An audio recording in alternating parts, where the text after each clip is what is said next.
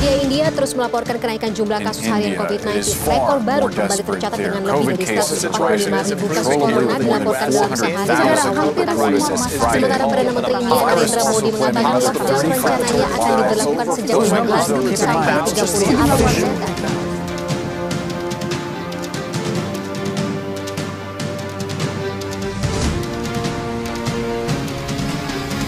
386.773 yang terkonfirmasi positif COVID-19. Yang meninggal dunia itu 3.500 per 24 jam terakhir. Kalau melihat di rumah sakit, nah itu akan banyak sekali. Kita melihat banyak sekali pasien yang tidak tertangani. Bayangkan dari 4.821 ICU bed yang ada di New Delhi, itu hanya tersisa 18 saja yang kosong. PPI TV Podcast.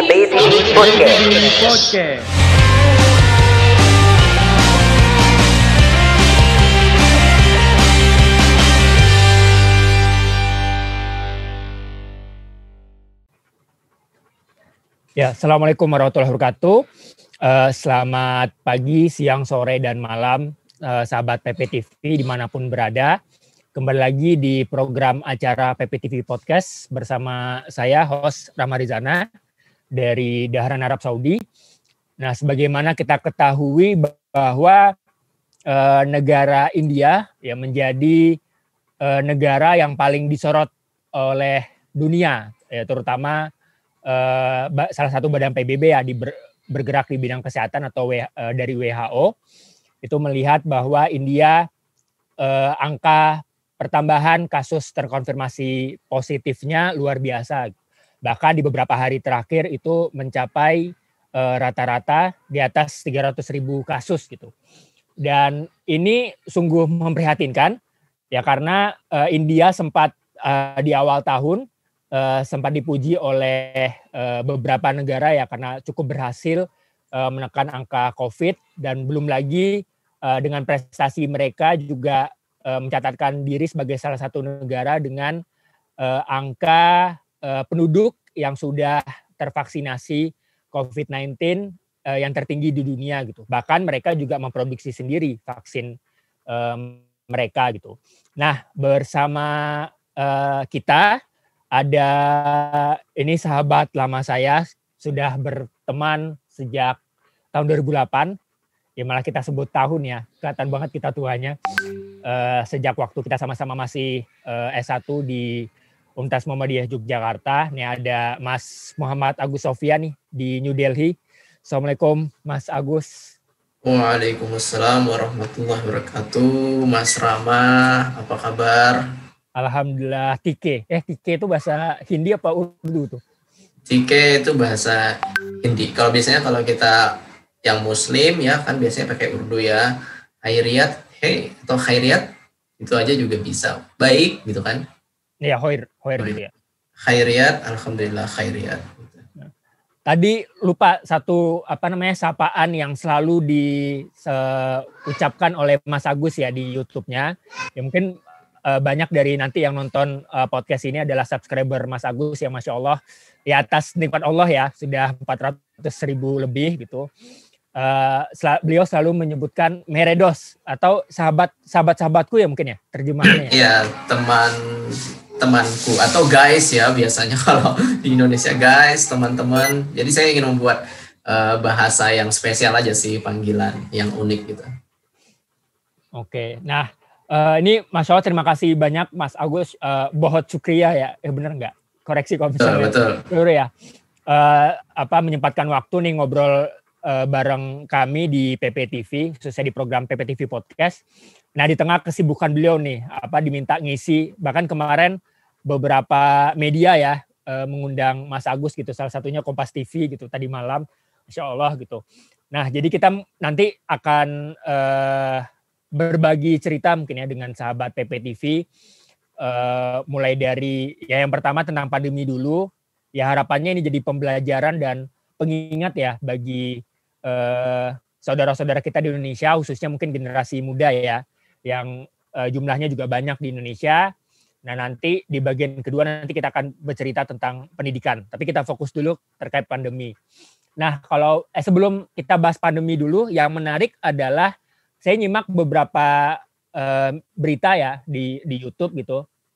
Ada beberapa kanal kayak misalnya DW. Sayangnya nggak ada yang dari Jerman di sini ya, dari tim. Terus juga ada dari BBC UK dan sebagainya. Nah, itu ada ngundang Menteri Kesehatan Provinsi New Delhi apa-apa gitu. Tapi bukan Menteri Kesehatan India gitu. Nah, mungkin bisa negara bagian bukan provinsi.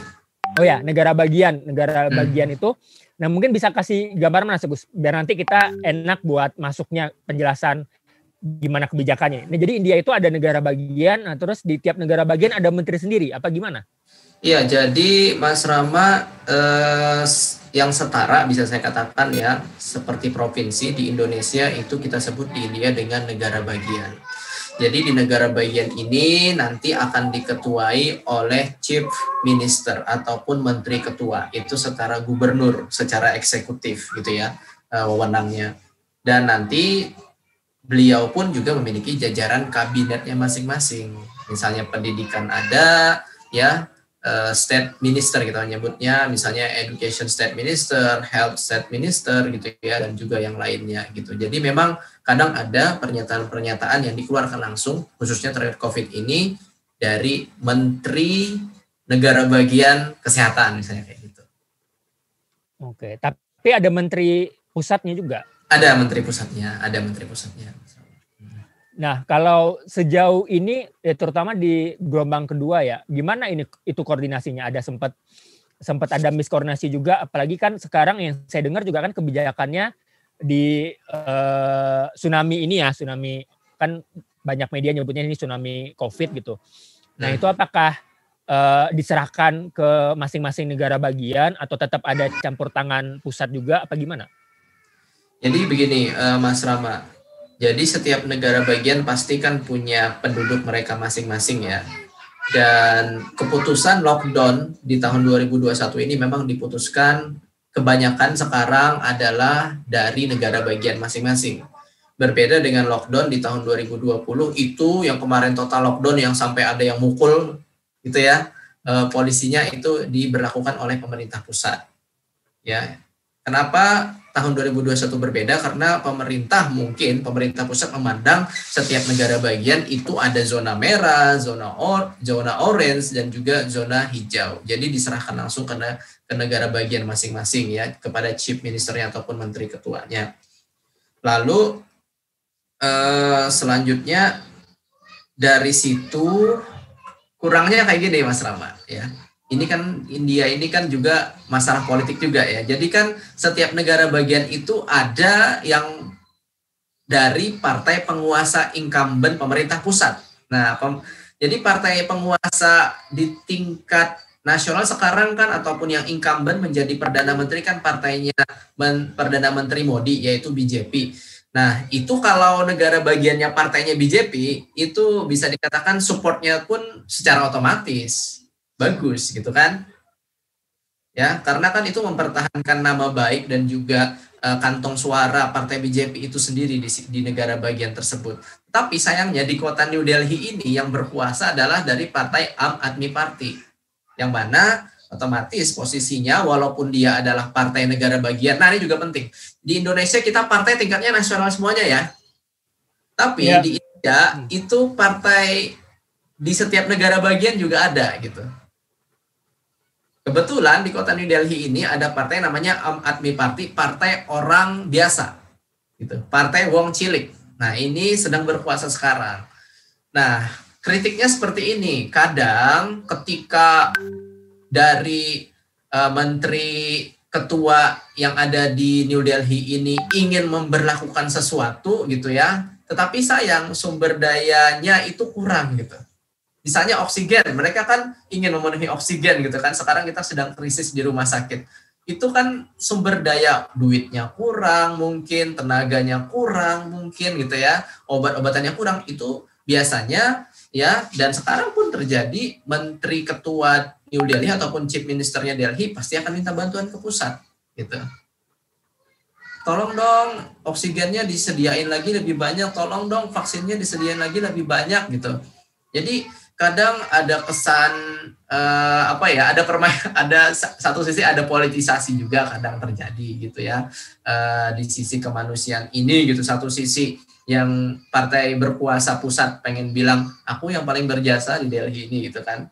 Satu sisi juga yang partai berkuasa di Delhi juga ingin mengatakan saya lah yang istilahnya melakukan ini semuanya gitu. Tapi sekarang posisinya kan kita krisis tsunami, dua-duanya yang kena gitu. Kadang juga dikritisi. Oke.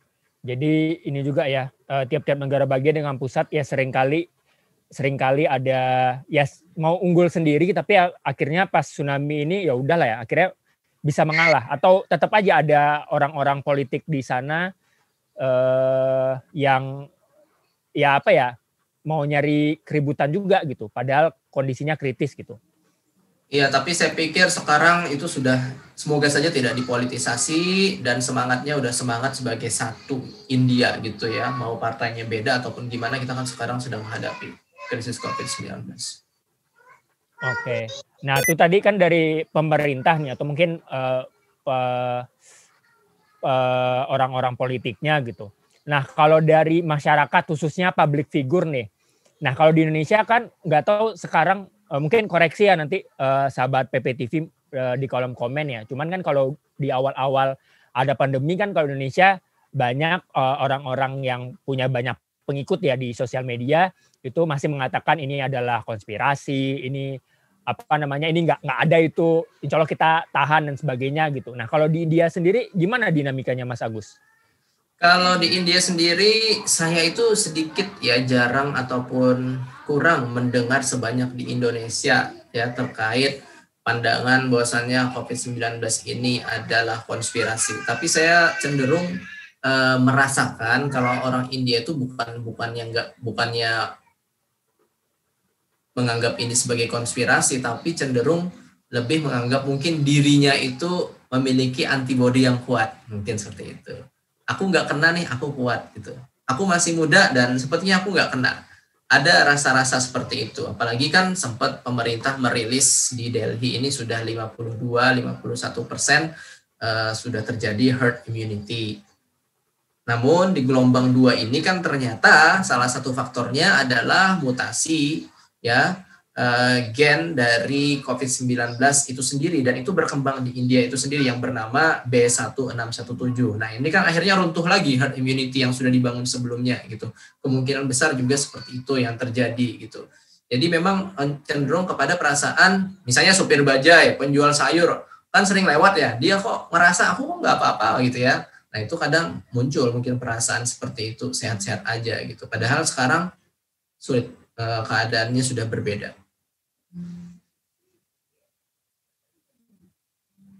Nah, oke. Kalau tadi kan Mas Agus sempat bilang soal kondisi di sana udah ya sempat merasa mereka sudah hampir menang ya gitu. Nah, apakah tapi kan diperparah dengan adanya mutasi. Nah, tapi sebelum itu salah satu mungkin yang menjadi faktor utama mereka naik signifikan dan bahkan jauh berkali-kali lipat ya dibandingkan sebelum-sebelumnya. Dan bahkan ini menjadi angka tertinggi ya di dunia selama masuk tahun kedua pandemi ini. Ya ini karena setidaknya ada 2 agenda ya. Agenda tahunan di Sungai Gangga sama ada agenda pilkada. Nah kalau terkait agenda di Sungai Gangga itu sebenarnya agenda apa Mas Agus? Apakah itu agenda dari pemerintah atau agenda tahunan? Nah apa gimana gitu? Nah terus kalau dibandingkan tahun lalu nggak ada berarti agenda itu dilaksanakan? Jelas kalau tahun lalu Mas Rama ketika total lockdown ya mulai dari Maret sampai akhirnya di perlahan ya sampai bulan Mei kita baru unlock fase pertama, itu jelas tidak ada kegiatan-kegiatan seperti itu. Dan kegiatan yang kemarin sempat ramai itu Kumbh Mela ya namanya ya, Kumbh Mela ataupun Kumbh ya, itu kan adalah kegiatan religius agama Hindu di mana dihadiri oleh para sadus ya ataupun orang yang benar-benar mengabdikan dirinya untuk kehidupan Hindu. Biasanya rambutnya panjang, pakaiannya minimalis bahkan telanjang, badannya diwarnai warna putih gitu ya, biasanya pakai baju warna saffron ataupun warna orange ya, khas Hindu. Nah, mereka itu jumlahnya ratusan ribu bahkan jutaan datang ke Sungai Gangga. Dan sayangnya memang pada saat itu saya sempat melihat poster selamat datang gitu ya, ataupun selamat mengikuti kegiatan ini. Itu ada poster Chief Ministernya ataupun gubernurnya bersama juga Perdana Menteri Modi di situ. Nah, ini menjadi salah satu kritikan masyarakat, bagaimana bisa mereka tersebut melaksanakan kegiatan tanpa ada masker, minim sekali yang namanya protokol kesehatan, dan sampai akhirnya tidak ada yang ditangkap gitu atas kejadian ini. Nah, akhirnya betul dalam waktu 5 hari, itu kan kegiatannya berminggu-minggu ternyata, mulai dari 1 April, itu ternyata dalam 5 hari terakhir terdeteksi sekitar 1.700 terkonfirmasi COVID-19, sampai tanggal 26 pun akhirnya terdeteksi sampai 35.000 kasus di negara bagian utarakan. Jadi itu daerahnya di daerah utarakan, daerah pegunungan. Tapi dari seluruh India ya yang ikut acara itu berarti? Kemungkinan besar ya seluruh India. Oke. Dan negara-negara bagian terdekat. Nah, kemudian gimana setelah beberapa hari, bisa dibilang hampir seminggu angka per hari itu sampai 300.000 rata-rata. Nah, apakah kemudian masyarakatnya sadar nih? Kan kemarin sempat lengah ya, dan udah ngira hampir menang gitu. Apakah kemudian mereka jadi sadar nih, pakai masker, terus ya taat prokes dan sebagainya, atau sama aja? Oke, Mas Rawan, saya ingin menyampaikan ya, sampai hari ini ya, ini saya mengutip data tanggal 29 ya, karena tanggal hari ini kan masih dibuat ya datanya ya. Terkonfirmasi, ini masih pecah rekor lagi. 386.773 yang terkonfirmasi positif COVID-19. Sehingga menjadikan, lalu yang meninggal dunia itu 3.500 per 24 jam terakhir. Ya, per 24 jam terakhir. Adapun yang recovery ya 290.000. Nah, dari total tersebut kasus aktif kita 3,1 juta gitu ya. Nah, selanjutnya saya ingin menyampaikan ya, untuk angka testing yang dilakukan India luar biasa sekarang. 1,9 juta testing yang dilakukan dalam 24 jam terakhir. Sehingga dengan jumlah testing yang tinggi menghasilkan juga cover ataupun cakupan orang yang positif itu sendiri bisa kita deteksi gitu ya. Itu sekitar 380.000. Total vaksin yang sudah diberikan ya sampai saat ini dosisnya yaitu mencapai 150 juta. Dalam 24 jam terakhir sudah diberikan 2,2 juta vaksin. Dan posisi sekarang kita berada di positivity rate yaitu 20%. Ini termasuk tinggi ini, ya, termasuk tinggi. Jadi ini bisa dikatakan adalah kondisi saat ini yang sebenarnya masih terus naik dan diperkirakan nanti sampai ke bulan Mei pertengahan atau tanggal 20 Mei gitu ya, dikatakan itu puncak-puncaknya gitu. Bukan tidak mungkin nanti bisa sampai 400.000 kasus gitu kalau tesnya juga banyak. Mohon maaf tadi pertanyaannya apa setelah? Ya, setelah tsunami ini apakah mereka kemudian sadar gitu pakai masker dan prokes yang lain? Oke, kalau dilihat sekarang benar-benar sadar ya. Sadarnya ini dibarengi pertama ya karena kasus yang banyak ya memunculkan kekhawatiran, ketakutan. Yang kedua juga peran dari kepolisian ataupun COVID-19 fighter ataupun para pejuang COVID-19 yang mana ini mereka biasanya menggunakan seragam polisi juga gitu ya. Nah, ini mereka juga menegakkan protokol kesehatan. Jadi double gitu. Untuk saat ini saya lihat alhamdulillah di daerah saya di kota New Delhi bisa saya katakan 95% taat. Polisi-polisinya tuh kayak di film-film Bollywood. Pakai motor dan seragamnya itu terus seperti yang rame itu dipukul-pukulin lagi sekarang atau? Sekarang yang enggak, sudah tidak sudah tidak dipukul-pukul lagi, sudah lebih humanis. Tindakannya bagi yang enggak pakai masker diingatkan, tapi ada juga yang sampai kena sanksi sebesar Rp2.000 atau Rp400.000.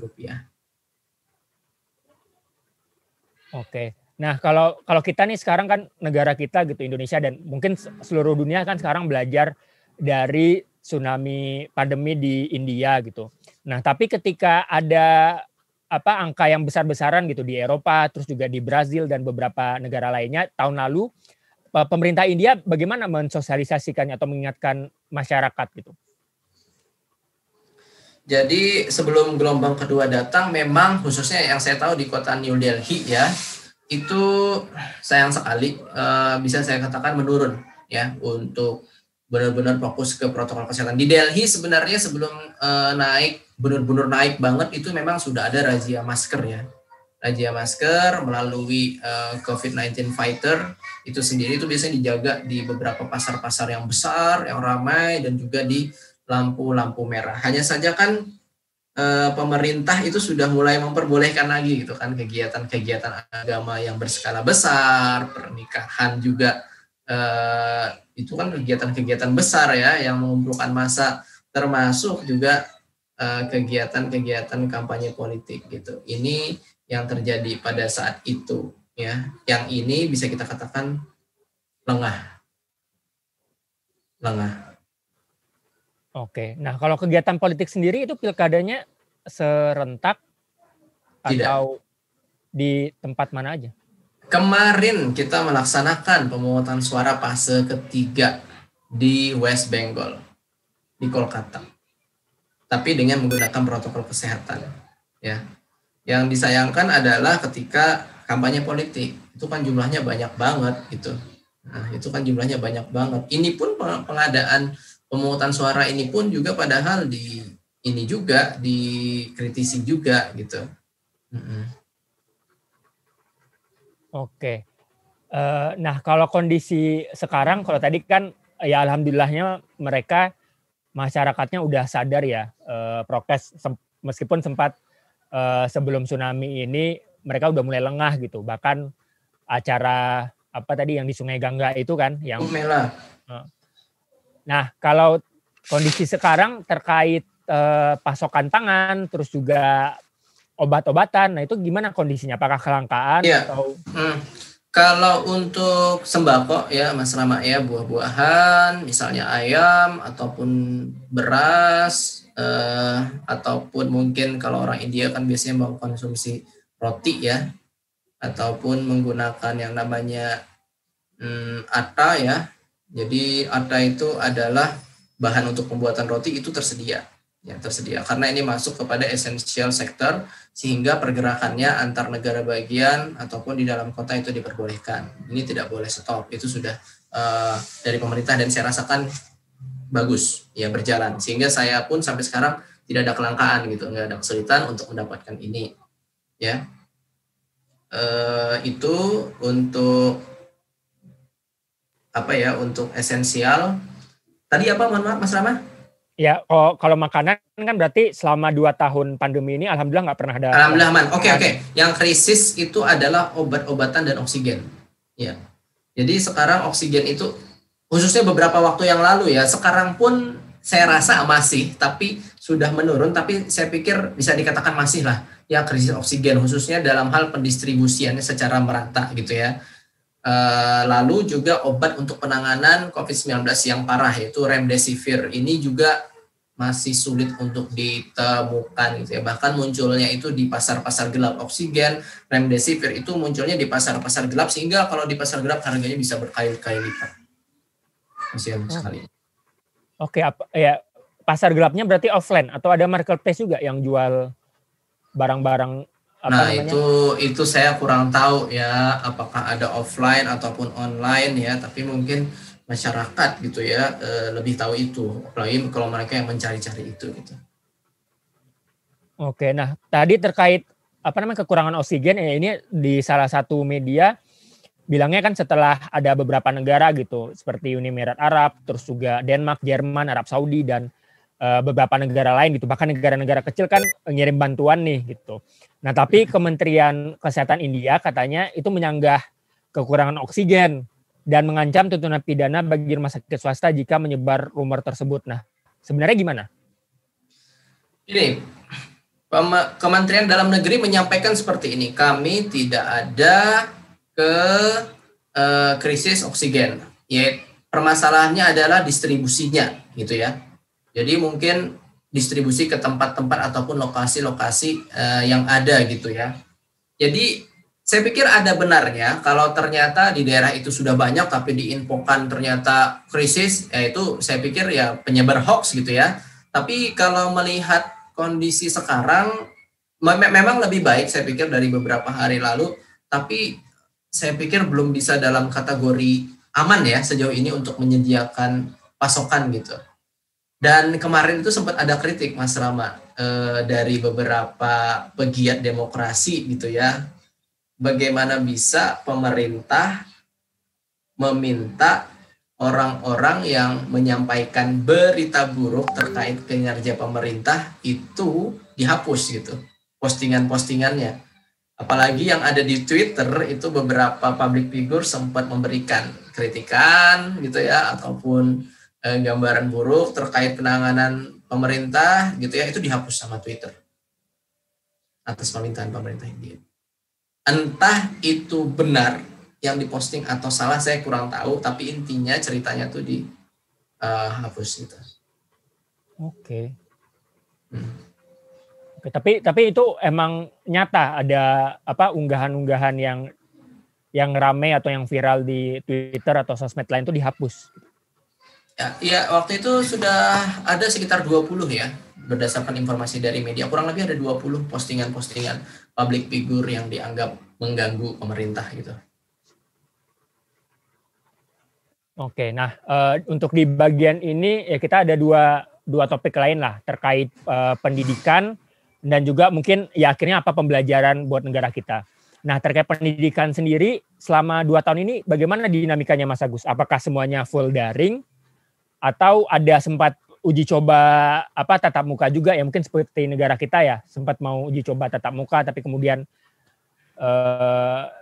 ya atau bagaimana di India? Sebelum gelombang kedua itu anak-anak kelas 1, kelas 2, kelas 3 SMA sudah masuk kelas sesuai dengan protokol kesehatan walaupun tidak langsung full 100% ya.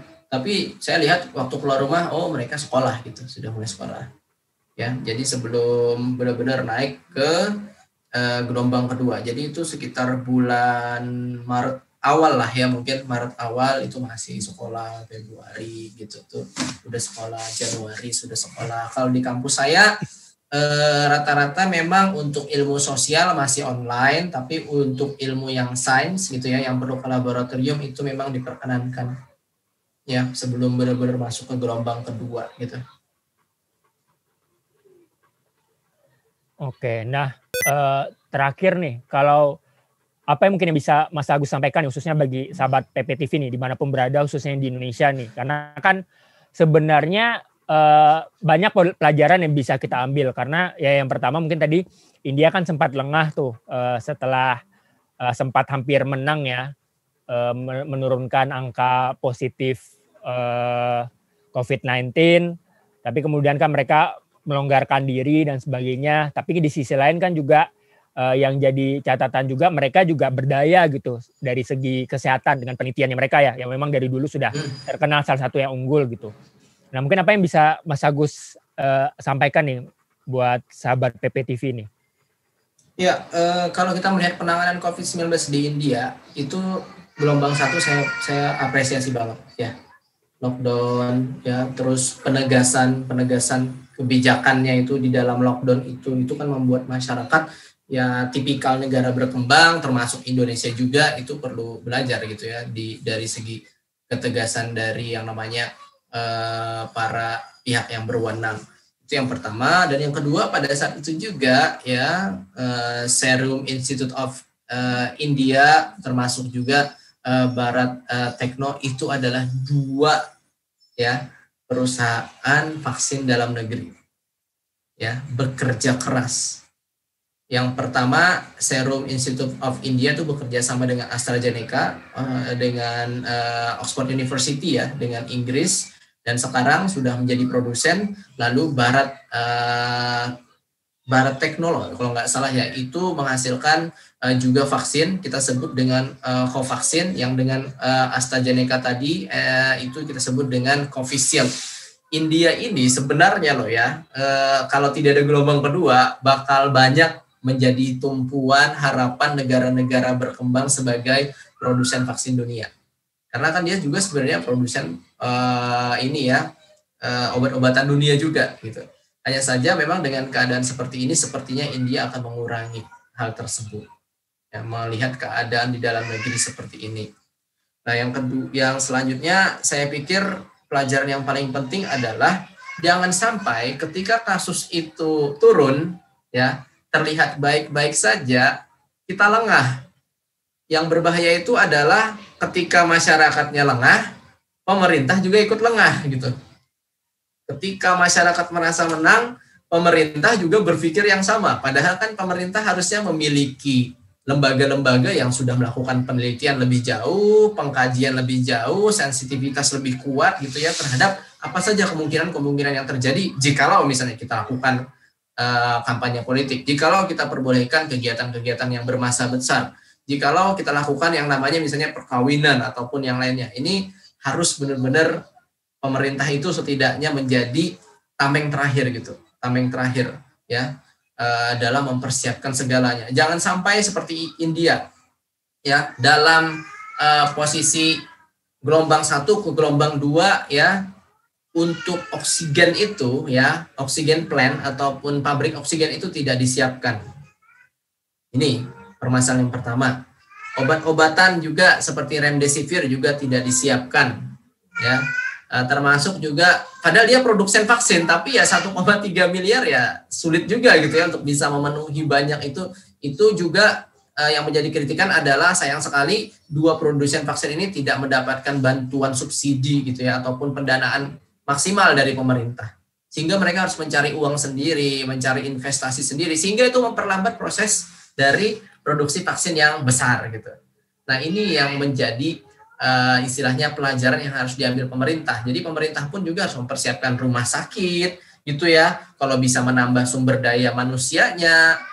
Emang amit-amit jangan sampai terjadi seperti di India, tapi kan bisa jadi gitu loh. Semua negara trennya sekarang naik.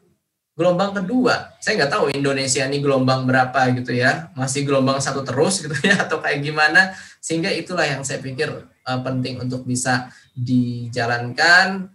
Nah, terkait sekarang kebijakan pemerintah jangan mudik, saya pikir itu sangat relevan saat ini untuk kita ikuti. Selain juga menjaga protokol kesehatan. Ya, apalagi sekarang tantangannya malah ternyata ada mutasi ini ya, dan mutasinya pun beragam ya. Mutasi dari UK, mutasi dari India.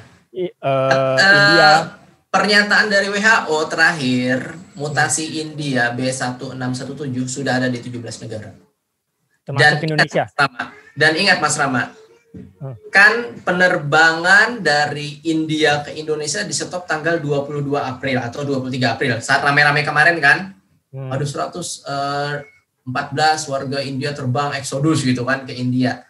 Tapi ingat, sebelum itu kan penerbangannya masih lancar dari India ke Indonesia. Jangan-jangan memang kasus ya mutasi terbaru ya, yang double mutan itu B1617 yang lebih ganas dan sekarang terjadi di India itu jangan-jangan sudah masuk di Indonesia gitu. Karena pergerakannya sudah banyak penerbangan repatriasi sebelum itu gitu. Sebulan paling tidak ada 4 ataupun 5 penerbangan repatriasi dari India ke Indonesia. Jadi siap-siap aja gitu di Indonesia. Saya pikir pemerintah semoga saja punya sensitivitas itu. Ya, amin ya, kita doakan lah ya dimanapun ya, termasuk juga di negara-negara lain, semua negara lah ya kita harapkan, karena juga memang kayak saya sendiri gitu di Saudi juga lumayan udah lelah juga ya, udah masuk tahun kedua ini gitu, dan bahkan sekarang aja kalau kondisi di Saudi aja umroh aja yang biasanya dari dalam Saudi itu nggak perlu ada permit gitu, nggak perlu ada izin, sekarang tuh harus ada izin, belum lagi ditambah harus harus status imun gitu, 2 minggu dapat dosis pertama vaksin. Jadi ya memang pandemi ini ya subhanallah ya memang memperibet kehidupan, meskipun ada juga sisi positifnya ya, tapi ya siapa sih yang mau ini berlama-lama ya, tapi semoga kita doakan pemerintah, terutama ya di negara kita dan negara-negara tempat studi kita juga bisa diberikan kekuatan dan kemudahan ya, supaya bisa menekan angka COVID-19 ini gitu. Oke, itu saja sahabat PPTV, kita nanti akan lanjut di bagian kedua ya untuk pandemi ini ya. Semoga kita juga bisa belajar ya, mungkin bagi sahabat PPTV yang di Indonesia ataupun dimanapun berada ya, mungkin bisa mengingatkan juga ya bagi keluarganya yang terdekat dan sahabat-sahabatnya bahwa ya sampai bahkan ya mungkin banyak pengamat yang bilang bahkan sampai 2024 itu pun juga belum tentu 100% seperti sedia kala ya gitu. Jadi ya selalu taat prokes. Baik, kita akan lanjut ke bagian kedua. PPI TV Podcast. PPI TV Podcast.